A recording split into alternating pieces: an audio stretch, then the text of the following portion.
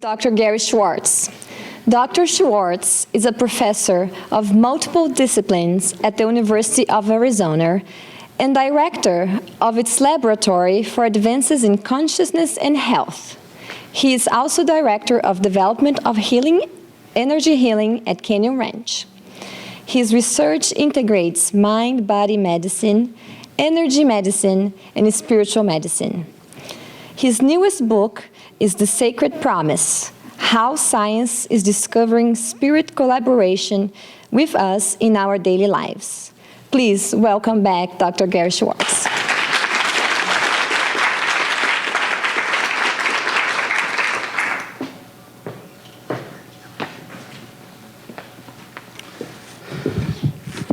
Hello again. When I was asked to fill in for the originally scheduled last speaker, and I was told I could pick any topic that I wanted, I was wondering how could I contribute to celebrating this very special meeting, Congress, in a manner that would also potentially show how spirit can play a role in everybody's life and in contemporary life. And I was moved to pick the topic of something that's very dear to my heart, which is the topic of what's called synchronicity. And a little of this is written about in two books that I've published thus far, one called the God Experiments, the God Experiments, and the other it's called The Sacred Promise. And I'm going to take you through a little bit, some examples of this, and also illustrate how I think it applies to healing specifically, medical practice, and life in general. Now, many of you are probably familiar with the concept of synchronicity. By the way, how many are you familiar with this? Please raise your hands. Well, most of you, okay. Well, you probably know that the term synchronicity was brought to the forefront by Carl Jung, a psychiatrist who trained actually with Freud, and he wrote a book with that topic, and there have been many books that have followed since. And synchronicity, reframed by myself, can be essentially described as follows. You would have two or more events that are going to occur in close proximity in time, and these events are highly improbable, particularly in combination. I'll give you an example of a synchronicity that happened to me yesterday, just a few, because you'll see it directly, coincidentally or synchronistically relates to the very first example I'm going to give in the next slide or two. I was watching television in the morning. I was watching CNN News, and I saw an interview with a woman who was writing a book, had published a book, about rescuing animals. And it had to do with a dog, and the dog's name was Blue. Now, by the way, I've never met a dog named Blue. Then, and I didn't think anything more of it. It was just an interesting story, but it caught my attention. And then later in the afternoon yesterday, you'll recall that during the ending of the session, when we had the opportunity to experience a group meditation, that the person who was standing at this podium mentioned how the lights were going to be going down, and there would be blue lights around the room. And I can't recall the last time I've heard somebody at a scientific meeting or a clinical meeting talk about you're going to be bathed in blue light. Then last night, and I was tired, I turned on I think it was ESPN, which is a sports network. I'm not exactly sure if it was that channel or not. And there was a college football game playing. And there was somebody from the Louisiana State University, and whose animal, by the way, is called the tiger. By the way, they're called the Tigers. But the interesting thing was that they were featuring a football player whose name was Blue. His last name was Blue. Now, I don't know about you, but I've never heard of a football player named Blue. And importantly, his number was 11. Now, that set of events was certainly unusual, highly improbable. And right now, of course, all we do is know that they're improbable. Now, that set of events cannot be explained in simple cause-effect terms. We can't explain that occurrence as the blue dog story, then causing the blue light comment made by the announcer, followed by seeing a football player by the name of Blue with the number 11 featured. However, if these things are highly improbable, we are told from contemporary physics, I mean, what is energy? Energy is the capacity to do work and overcome resistance. Nothing can happen without energy. So something must have brought these events together. And therefore, Jung in particular was open to looking to a greater spiritual reality, either specifically formally physical people who have lived on the planet, all the way to the divine. Now, often these kinds of events, these collections of events, occur at meaningful times in our lives, but often we do not know the meaning at the time that they occur. So let me give you a few more examples that have come up in the process of my own life, and also just make a comment about the types that we have here. Because, and I call them, say that there are three basic types of synchronicity, just an easy way to classify them. And type 1 is when you merely have 2 events occurring. They're just simple events. Type 2 is when you have 3 to 5 events occurring in a row. So when I told you about the blue, that was 3 events. And the type 3 is when 6 or more events occur. And believe it or not, one can have 10, 20, 30, 50. The most recent one we had over 100 events. And type 3 synchronicities can be called super synchronicities. Now, I have to make a comment, by the way. Nobody can observe synchronicities in your lives, individual lives, except you. Nobody can do it for you. There's no science that can address this by simply observing other people. The measurement and observation of synchronicity begins with ourselves, so we have to practice what I call self-science. We apply the scientific method to our own personal lives. So let me introduce you to how I was introduced to synchronicity, because you're going to see that, curiously, it applies to the set of events that happened yesterday. And I, by the way, when I was thinking about, well, what couple of examples could I use that would illustrate the role of synchronicity potentially in everyday lives, I picked this one because it's where it started, not realizing that it might be later verified in my participation in this meeting. Here's the quick story. I was a professor at Yale, and in the early 1980s, I began to notice an anomaly, a statistical anomaly, involving the number 11. Began because my office at Yale was room 1A. 1, of course, is 1. A is the first letter of the alphabet, and that became an 11. The building was around the corner from where the psychology building was, which was on Kirkland Avenue, and the sign Kirkland Avenue had a total of 11 letters printed on the sign. I would go home, and I curiously would take Route 1A home, and I had to get off exit 56, which of course added up to 11. My house was 326 Colonial Road. If you add up 3, 2, and 6, it adds up to 11 in the state of Connecticut, which had 11 letters.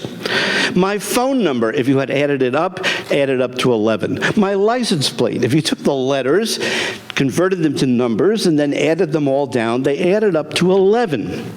Being trained in statistics and mathematics, I knew that the improbability of all these 11s was ridiculously improbable, in fact, astronomically improbable.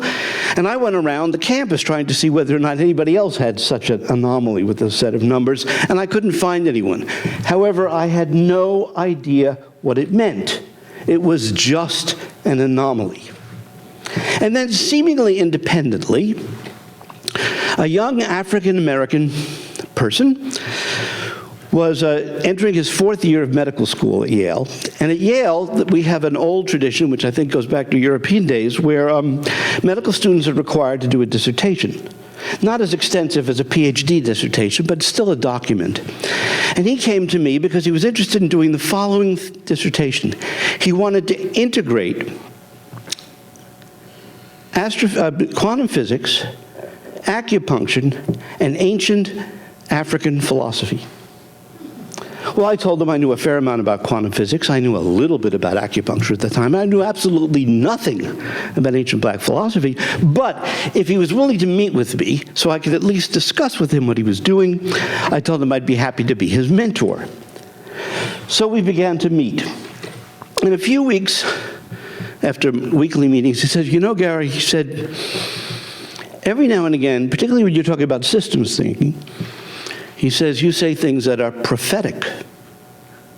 I said, what? Prophetic? He says, yes. He says, you say things that come right out of the Kabbalah. I said, the Kabbalah? He said, no, the Kabbalah. Remember, this is the early 1980s. I said, what's the Kabbalah? He says, it's ancient secret Jewish mysticism. I said, ancient secret Jewish mysticism? I had no idea. Meanwhile, by the way, if you look at the Yale insignia, you'll notice that it has Hebrew letters. Now, by the way, what's an institution, which is over 200 years old, which for much of its early portion was anti-Semitic? What's it doing having Hebrew letters in its insignia? Well, that's another whole story.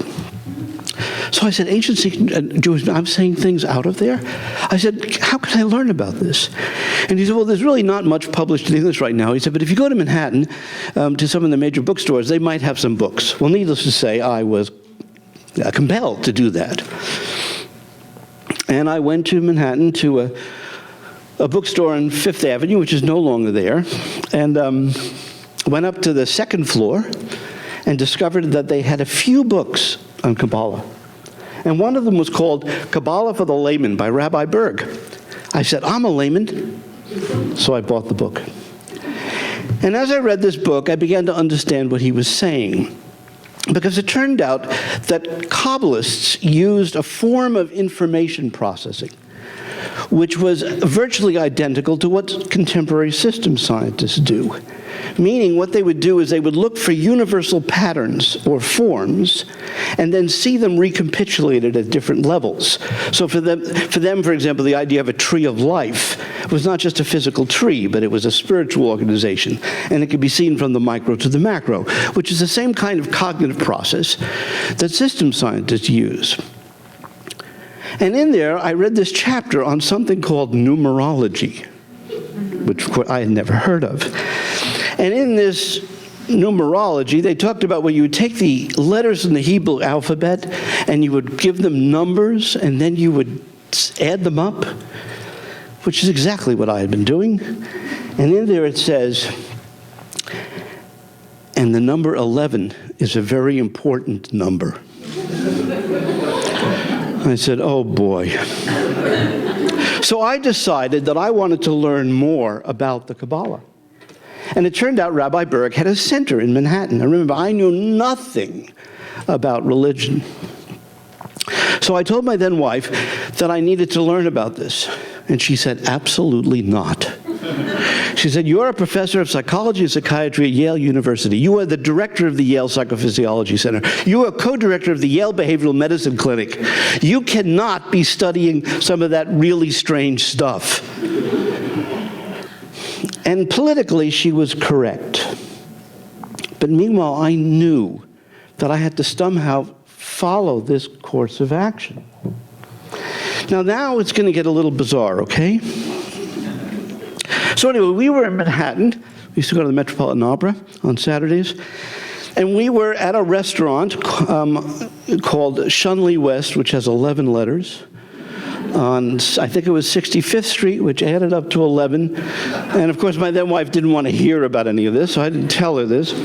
And I'm in the restaurant, and I'm saying to myself, how am I going to keep connected to this tradition that I can't learn anything about? And I asked this in my head. And the thought that came to me, the idea that popped into my head, notice I did not say my idea, was I heard, get a cardigan Welsh Corgi. And I get to say, what? That's what I said. But as soon as I heard that, I realized that was a very clever idea, so now I have to explain a little bit more. We had what was called a Pembroke Welsh Corgi. His name was Thurber. And how many of you, by the way, know what a Corgi is? Do I see anybody? A few of you know what they are. But they're dogs with very short legs, and they don't have a tail. The Queen of England at the time had 11 of them. No joke. I was really haunted by the number 11. And Thurber was the love of our life, and my then wife, Jeannie, she was going back to work, and we were concerned that Thurber was going to be alone. And so the idea that popped in my head was maybe what we could do is get a pet or a friend for Thurber. And a cardigan Welsh Corgi has a lot of interesting things that it turns out connect to the number 11. So for example, Kabbalah is often spelled with a K. K is the 11th letter of the alphabet. It's also sometimes spelled with the letter C. C is the third letter of the alphabet, of course, but the third letter of the alphabet in binary is 11, which again is 11. As you can see, I have a connection to mathematics. And so on, and cardigans which have tails, which are very rare. I mean, not that rare that they have tails, but they're very rare to find them. They're gentler dogs. So I innocently say to my wife, I said, you know, it just occurred to me, you know, Thurber's going to be alone. How would you feel if we tried to adopt a dog, a friend for Thurber, and we could get a cardigan Welsh Corgi? Of course, I didn't tell her anything was going through my head. And she says, what a wonderful idea. She says, in fact, why don't we try to adopt one, an adult that's looking for a home? Now, you have to understand, this is before the internet. And you never see cardigan Welsh Corgis walking down the street, or virtually never. I had no idea how we would find one. She said, don't worry, they've probably got a cardigan Welsh Corgi club somewhere, and we'll find one. I say, fantastic. So now we have a plan. We now leave the restaurant, and I purchase some yogurt for myself and for Jean, and we're crossing the street, and it's an island between 7th Avenue and 8th Avenue, I think, I can't remember exactly, near the Metropolitan Museum of Opera. And Jeannie goes, what's that? And there on the street is the funniest looking dog I had ever seen. She says, is that a cardigan Welsh Corgi? Well, it was, as it turned out. It's actually what's called a fluffy, which is a very rare form of this dog because its hair is longer. The picture that's in the center looks almost exactly like the dog that I saw in New York. Well, of course, I couldn't, you know, the probability of that was incalculably small. So I get down on my hands and knees, and I start feeding the dog the yogurt. And I'm looking up at this woman, and I was dressed, you know, in a sport jacket and tie, and I said, don't worry, I'm safe. I said, you know, because this is New York. I said, I'm actually a professor, and I said, the strangest thing happened. I said, we were just in a restaurant, and we have a Pembroke Welsh Corgi, and we were just thinking about the possibility of maybe adopting a cardigan Welsh Corgi for our little dog, and I didn't know how we would ever find even somebody who had a cardigan Welsh Corgi. And all of a sudden, she looks down at me, and she says, I think my prayers have been answered. And I look up and I said, what? She said, yes. She says, I'm in the process of getting a divorce. My husband's going to get the farm in Connecticut. She was an assistant coach at the opera, at the Metropolitan Opera. And she says, I have to find a home for my dog, Willie. Would you be interested in talking to me about this? Now, by the way, you don't realize this, but that dog that you see is a blue Merle Corgi. So we got Blue the dog yesterday. We got Blue yesterday with the number 11. We've got blue lights. So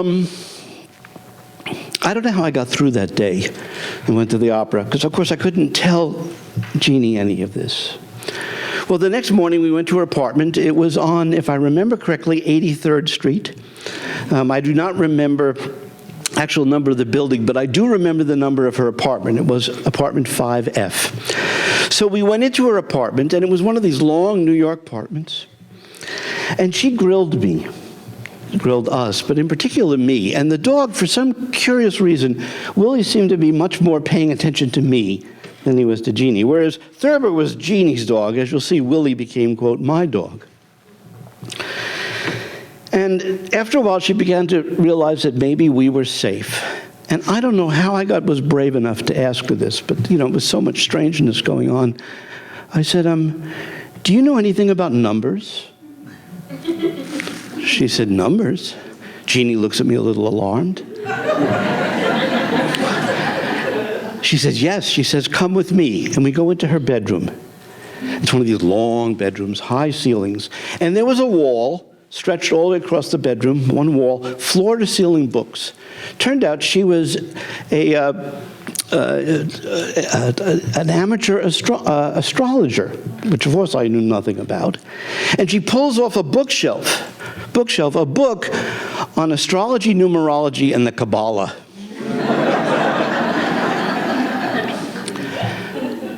So I look at this, and of course I'm now in shock, and I said, "Could I borrow this book?" And she said, "Sure." And I said, "By the way," I said, "do you know anything about what the number 11 means?"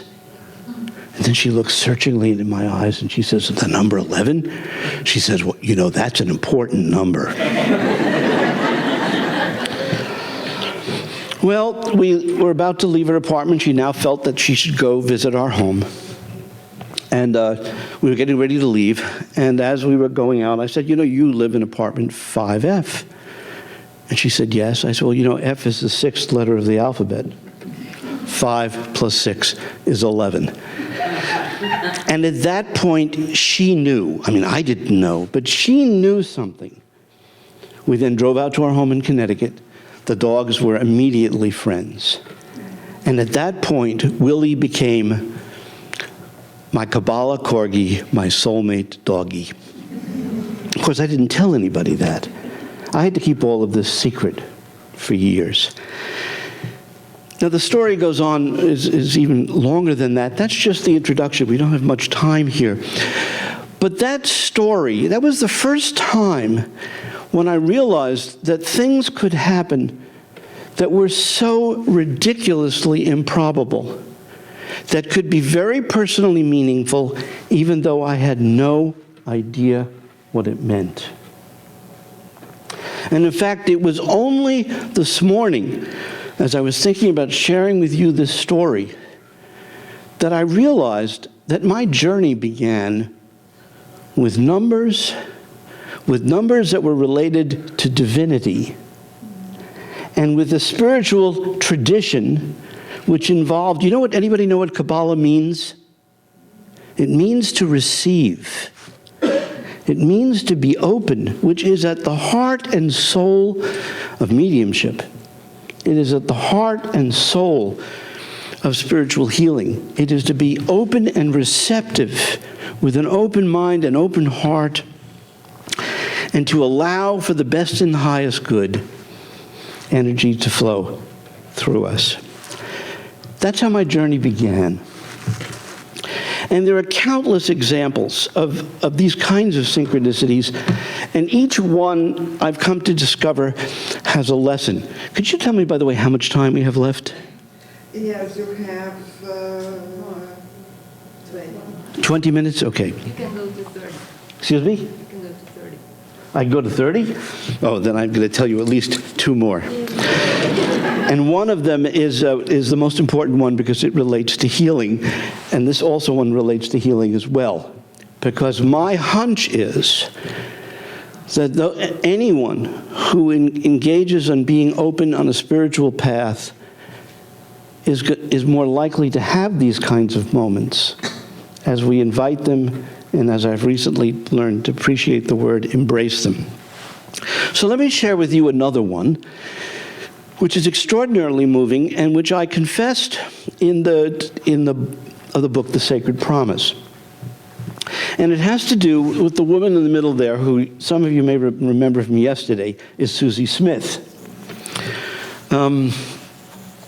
And Susie, for those of you who wasn't here yesterday, it was a woman who had been a journalist and initially skeptical, but came to very strongly to believe in life after death and a greater spiritual reality. And she, when I had met her, she had already published 29 books in the field of parapsychology and life after death. And after she died, Susie had always said that she couldn't wait to die so she could prove that she was still here. And she has continued to play a role in my life and in many other people's lives now in the context of research. So let me tell you what happened. And because you can probably guess it has to do with a dragonfly. I was about to embark on a 1-week lecture tour in California. I was single at the time, and I was going to be gone for a week. So I wanted to check my email and then also check the mail, because I didn't pick up the mail all that often, maybe once a week, to make sure that if there were any bills or anything I had to pay. And I checked my email. It was early in the morning, and there was an email from a medium by the name of Joan, who many of you remember from yesterday.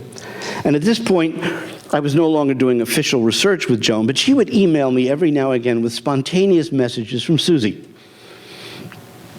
And in this email, she says, Susie's here, and she's telling me that something about the movie Dragonfly, that this movie is going to be very important in your life, and that it's relevant to the work. And I'm to pass this information on. I'm saying, movie, Dragonfly, important to the work? Again, mediums don't typically bring this kind of thing up. And I said, how could that be? How am I connected to this movie? Well, sidebar. By the way, how many of you have seen the movie Dragonfly? It's a very moving movie, and it relates to a physician and his wife who he was sort of skeptical, as I suspect she was, and she was pregnant, and she went off on a humanitarian mission, and there was an accident involving children, and all of them died, and of course he is now, and he had promised her, she had been a pediatric oncologist, and he had promised her that he would take care of her patients, and he finally went back to see them, and some of these kids were having code blue? Sorry, that just popped into my head. That is the correct term, right? And some of these children would have near-death experiences, and they started reporting to this physician that there was this woman doctor, and they were drawing pictures with a message for him. And then strange things began to happen with the Dragonfly. And I can't tell you the ending of the movie. I wouldn't even want to ruin it for you. But there was a message at the end of the movie, which was originally communicated to him by a Catholic nun in a very meaningful moment in the movie, where she explains to him that belief is what gets us there. Now, I'd always had a problem with belief. Remember, I was trained as a scientist. And scientists, we're not allowed to believe things. We're allowed to entertain hypotheses and consider alternative explanations, and then calculate data to determine the probability of a given hypothesis being correct or not. And it always bothered me, why were we human beings designed to have the capacity to believe? I mean, why don't we just know things? Because, people have all kinds of beliefs that aren't necessarily true. The medical profession is full of them, as you know, as is everything else, and people are killing each other because of their different beliefs about God, for example. Why don't we just follow the evidence and go with what we know? But what this movie explained to me is that although knowledge can take you there, it's belief that gets you there. Belief is what motivates you to act on knowledge. So it's a combination of knowledge and belief that leads people to act, just as some of the remarkable speakers in this wonderful Congress have illustrated. So I said, okay, what am I doing that relates to the movie Dragonfly that Susie would want to show up? And they said, well, I'm going to be supposedly meeting, by the way, the music in Dragonfly is beautiful. I love the music. And I was going to be meeting someone who was a composer of music for movies, because he had read a book that I wrote called The Afterlife Experiments, and he wanted to meet with. This was while I was going on a trip to California. But I, of course, had never looked up who he was. I mean, I didn't pay attention to these things. So I went to his website that morning, and I'm looking through the list of his movies, and he was the person who wrote the music for Dragonfly. His name was John Debney. So I said, boy, that's a synchronicity. I'm going to be meeting John Debney. And how do I learn this? Because of a woman in spirit is contacting a medium 1,000 miles away from my home and passing the information to me via email. So I emailed her back, Joan, plus John Debney, saying, gee, John, had never paid attention to the movies we just scheduled, but you wrote the music for Dragonfly, and I just heard about Dragonfly through this medium, and I wanted to thank the two of you. I then went out to the mailbox. And in the mailbox was this gold-wrapped, bubble-wrapped, I'd never seen gold bubble-wrapped packing material before. And it was a surprise package from John Debney. And inside it were 6 CDs of his many movies. And one of the CDs was Dragonfly. So now I actually had the CD, so I put the music on. And of course the tears are streaming down my eyes. And now I go and I email them again and say, gee, here's a footnote, but now I've even got the music and it just arrived, and thank you, John, so much for this. The timing couldn't have been more perfect. Synchronicity is all about timing. And then I didn't think anything more of it. Turned out that John's wife got ill. We had to postpone our meeting in California. I did not see him. I then came back, and I came back on a Monday morning, and I had a meeting that night with a colleague of mine, and we would have dinner once a week or once every other week to get caught up in research. And usually I would meet her near the university, but I wasn't at the university this time, so I suggested we go to a Chinese restaurant near where I lived. This will be important because we had never eaten there before. It was just an intuitive sense, so I meet her at the restaurant, but I got there early. And there was a Starbucks near the restaurant, and next to the Starbucks was this table, outdoor table. I mean, they had outdoor tables there. And there was the largest dog I had ever seen. That's why the image of the dog is over there. It was a Great Dane. It was huge. Well, that's not the dog that I saw. I just got that off the internet. I love dogs, as you know. And so I walked up to this dog, and there were 3 women around the table, and the woman was a little bit concerned, the young woman who had the leash around it, because it turned out this dog had been recently rescued, and it was frightened of most men because it had been abused. But for some reason, it wasn't frightened of me. It could sense that I was safe. So it would lick my face and so on. And I said, don't worry, I'm safe. I'm a professor at a different university, you know, because I'm now at the University of Arizona. And she says, oh, I'm a student at the University of Arizona. I said, that's really wonderful. So we talked. Then her mother says, are you Gary Schwartz? Because I gave my name. I said, yes. She said, did you write the book, The Afterlife Experiments? I said, yes. You have to understand, most people don't know who I am. She said, well, you know that I'm reading your book right now. It was just given to me by Jerry Cohen, who was the CEO of Canyon Ranch. I said, really? She said, yes. She says, but I have to tell you, I have a friend who I can't remember what pseudonym I gave in the book. And she said, my friend has been wanting to contact you because she has an experience that she's had which is more extraordinary and more evidential of life after death than anything you've reported about in your book. I said, really? I said, well, please. I said, why? Please, here's my cell phone number. Have her call me. I'd be happy to talk with her. Well, this woman called me the next day. The story that she told me was so extraordinary that I asked her if I could interview her and her husband, record it on video for posterity, and later contact the surgical team. And I will now briefly share her story, which I have verified, slightly changed to protect the people involved. She was having surgery. It was a one-day surgery, and she was being prepared for surgery, and there was some sort of injection that they gave her that she had an allergic reaction to before they actually give the anesthetic, and she almost died. But they were able to deal with the allergic reaction, and then they decided that it was safe for her to have surgery. So she had the surgery. It was about 1 hour, and then eventually she came to. Now, during the surgery, she apparently had a near-death out-of-body experience. Of course, you couldn't tell anybody at the time because she was unconscious. I mean, she was anesthetized. I mean, before the surgery, she had this. But she had this near-death experience, and then she was anesthetized. And apparently, during the surgery,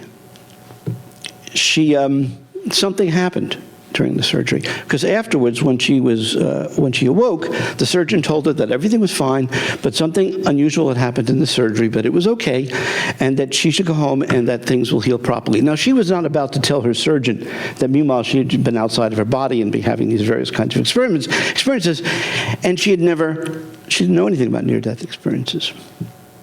A couple of weeks later, she sees the movie Dragonfly. She then sees what I thought was just Hollywood, you know, Hollywood always embellishes things. And she hears a story about this woman, this deceased woman coming through these kids. Some of these kids didn't even know this woman, trying to get a message through. And she said, I wondered, did something happen in that surgery that related to my near-death experience? So she went back to the surgeon. And she asked him if he would please explain to her what happened in the amphitheater. And this is what she was told, again, briefly summarized. That she's lying on the table, the surgery's done, and all of a sudden she sits up and she scans the room, and there were 5 people in the room, all wearing masks. And she saw one in particular that it looked like energy around this person. And she looks at this person in his eyes, and she says, I need to tell you something. There's a woman here. She's telling me her name is Anna. And she says that she has a message for you. She says she wants you to know it's not your fault that she died. And then the woman who had the surgery fell back down, essentially unconscious, on the table. Meanwhile, the man that she was staring at went racing out of the room, apparently in tears. Why? Because it turned out that this man did have a wife. His wife's name was Anna. She had died. She was suffering from a terminal illness, and she was very depressed. She decided to take her own life. She slit her throat. He came home and found her while she was still alive, tried to save her, and couldn't. And he always felt that it was his fault that he hadn't saved his wife. So as a result of her near-death experience and the message that she gave in that state to this man, a healing occurred. And how do I learn about this? Through the craziest timing of a medium, another medium, emailing a message from Susie. But how do I find out about this? How does this message ultimately connect to me? Because I decide to go to a restaurant. I hadn't eaten that with this person. I get there early. There happens to be a Great Dane dog, which then leads me to go see this person. So I end up bumping into this woman, who then tells me that this person has been trying to reach me, but has been afraid to reach me, to tell me the story. And it was just the right time for me to hear it. So I was now forced to entertain the hypothesis that spirit can be very clever and persistent. It's just I couldn't tell anybody about this because my colleagues don't want to hear this. I'm going to share one more because it has to do with the reason why I wrote the Sacred Promise book, and it's not this one. This was fun and important, but it's not this one. I changed my mind about this because of what's happened at the conference.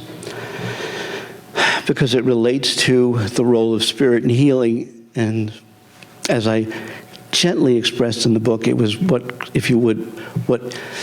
tipped me over and led me to come out of the closet about this work. Here is the quick story. Again, more synchronicity. I had come down with the flu. It's a few years ago. I had a very bad fever. I was coughing. I was sick. I didn't want my wife to pick up my illness, so we slept in separate rooms. And I didn't ask for any spiritual healing assistance in my illness. And I did not even ask it from my wife, who, by the way, grew up in a family whose mother was a practitioner of a particular form of spiritual healing.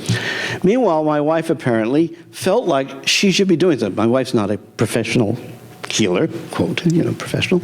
But finally, it was the middle of the night, about 2 o'clock in the morning, and all of a sudden my fever broke. I don't know if any of you have experienced this or not, but you're sick for days, and all of a sudden your fever breaks, and then all of a sudden you're feeling so much better. And I was taking my temperature on the hour, with a digital thermometer. I'm a scientist, I track these things. And I couldn't wait to tell Rhonda the next morning that my fever broke. Well, I wake up, and we meet each other in the living room, and I tell her the story. And she says, wow. She said, Gary, last night about 1:30 in the morning, I woke up, and I was getting this message that I really needed to provide you with some spiritual healing assistance. And so what she did was she went through this process that she goes through, which is essentially very much just like we've been hearing about focused intention and prayerfulness and for the best and highest good and so on. And literally, she picks the time to participate in healing for me, and coincidentally, my fever breaks. Well, that was interesting timing. But just because it happens once doesn't mean that it's significant.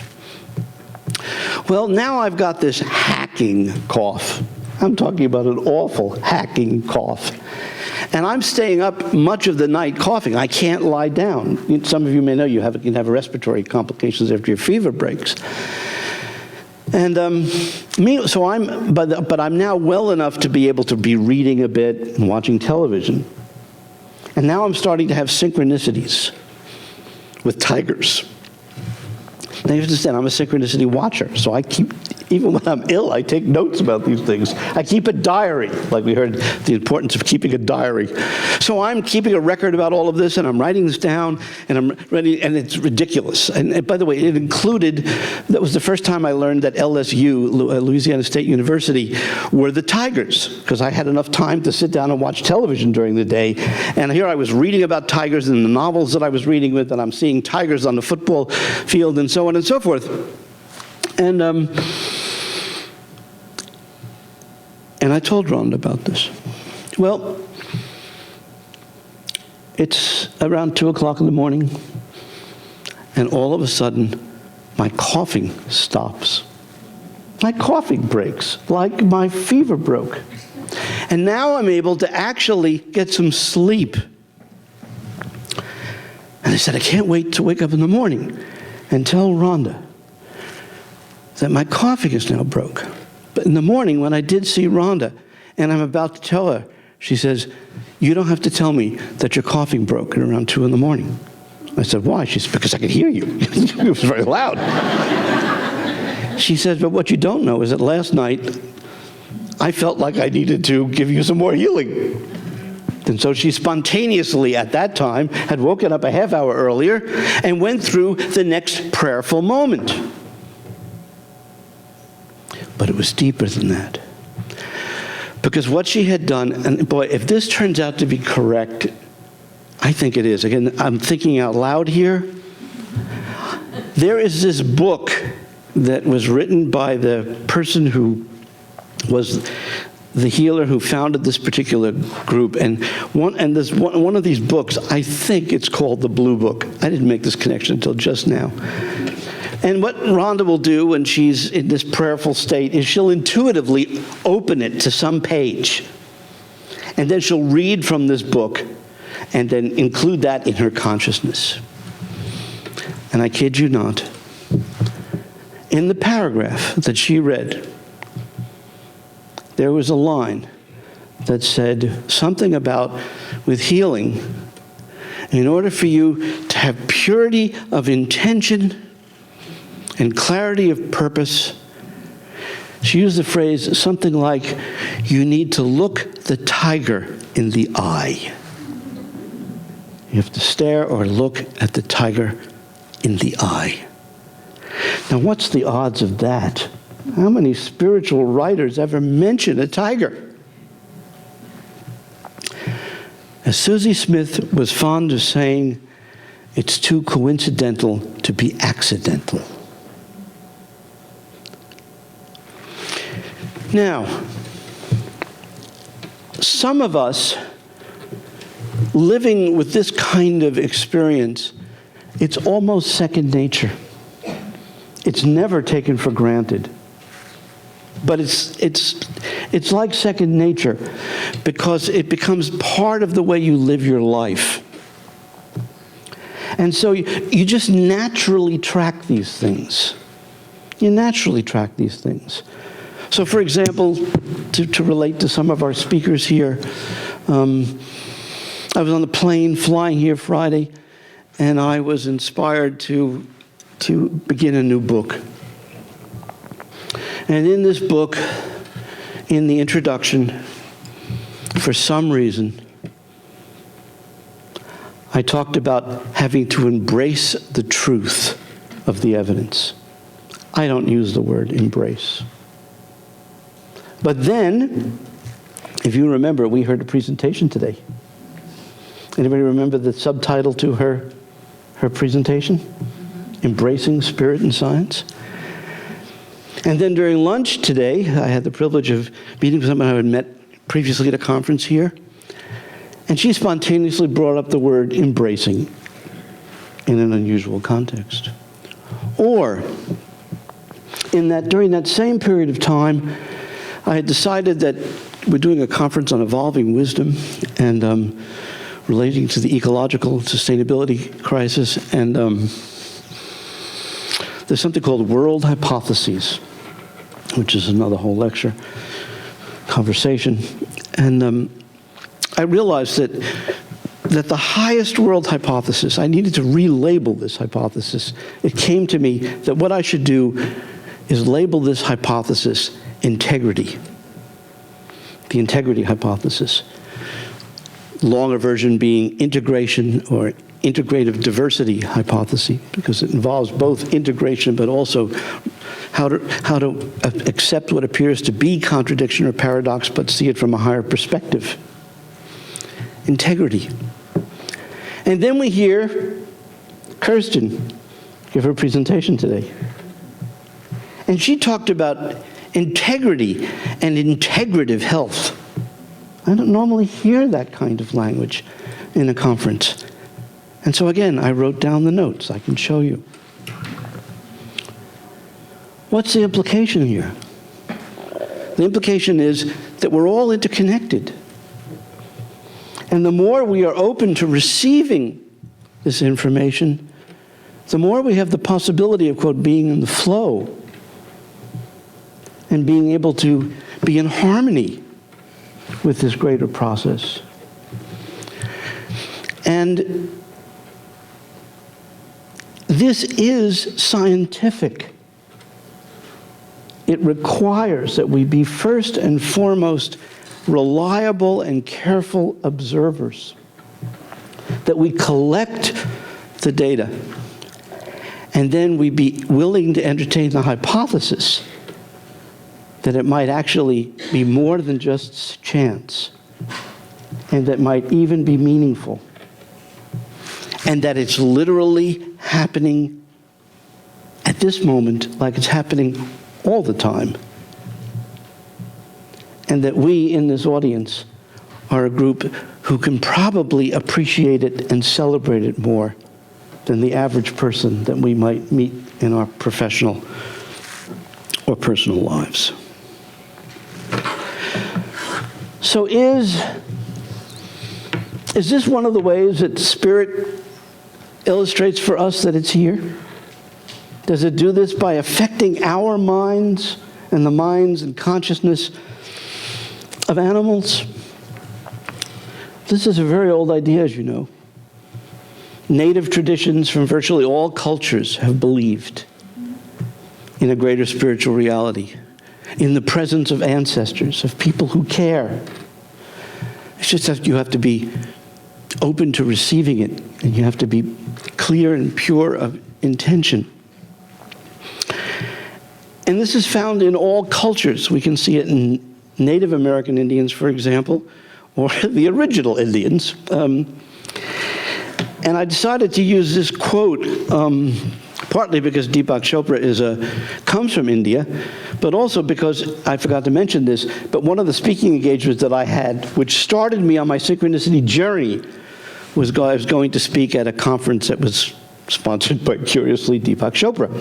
And he writes, according to the Vedanta, there are only two symptoms of enlightenment, just two indications that a transformation is taking place within you toward a higher consciousness. The first symptom is that you stop worrying. Didn't we hear a statistic about how People who are spiritists worry less. Things don't bother you anymore, or at least much less. You become lighthearted and full of joy. The second symptom is that you encounter more and more meaningful coincidences in your life, more and more synchronicities. And this accelerates to the point where you actually experience the miraculous. And here's the truth. If you really try to analyze what it would take to bring all of this collection of events across all these different people together, whether it's having the number 11 and a medical student and the dog on Manhattan, my very first experience, or dragonflies and a medium and a deceased former journalist and a Great Dane and so on, and me as part of the process, to see that, yes, near-death experiences can actually be associated with receiving messages from the other side. Thank you. Or that a person who cares about spiritual healing will listen to the prodding and act, and then not only will there be literally synchronous moments of the coincidence of her doing this and me having clearly measurable change, but that it's crazily attached to synchronicity, like staring the tiger in the eye. If that's not miraculous, I don't know what is. Talk about a divine mystery, as we hear at the term.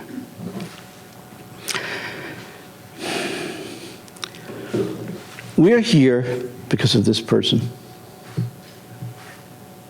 That's why we're here. And his living presence, as far as I can tell, and the beautiful people who have been inspired by him, they appear to be here too. By the way, a little sidebar synchronicity. Probably my favorite church, a physical place where people come to celebrate the divine, is a little mission in southwest Tucson. It has a very strange name, and I could never pronounce it before until I was reminded of some of your presentations. Anybody know what this mission in southwest Tucson is? It's called the St. Xavier Mission. Xavier. Now, where have we heard the term Xavier before? A lot. Let me tell you what my wish is. My wish as a scientist is that what the speakers have told us in some version is true. My wish is that Mr. Kardec, such a inspired, brilliant, caring person, or Mr. Xavier, or all the other people, that this is not a massive hallucination on the part of humanity. We are not engaged in collective psychosis. And although we are not in charge, and even they are not in charge, that we all collectively can contribute to the process, and that science is going to catch up. And not only is it going to catch up, but it's going to be a tool for us to both understand and even go beyond what was understood before, because we're on a journey of discovery. And although there will be tremendous resistance, particularly if this research continues, and even some semblance of the observations can be verified, the implications, of course, are utterly profound. They engender such profound humility, such profound gratefulness, and also outright joy and even humor. And one of the things that I have discovered, and I think this is probably to the T, virtually everyone that I've had the privilege to come to know who are carrying the torch for Spiritism, they all have delightful, if not ridiculous, senses of humor. And they have a sense of discovery and a sense of wonder about all of this. And so if you're going to hang out with people, they're kind of fun to hang out with. So I would just like to thank you to Sonia and to everyone else to give me the opportunity to share some thoughts with you and to educate me so profoundly about all of this, and hopefully that all of this information collectively will not only give you information, but more importantly, inspiration. And that you'll, through the growing sense of community that your leaders here are providing for us, we can honor all that we have been given. Thank you.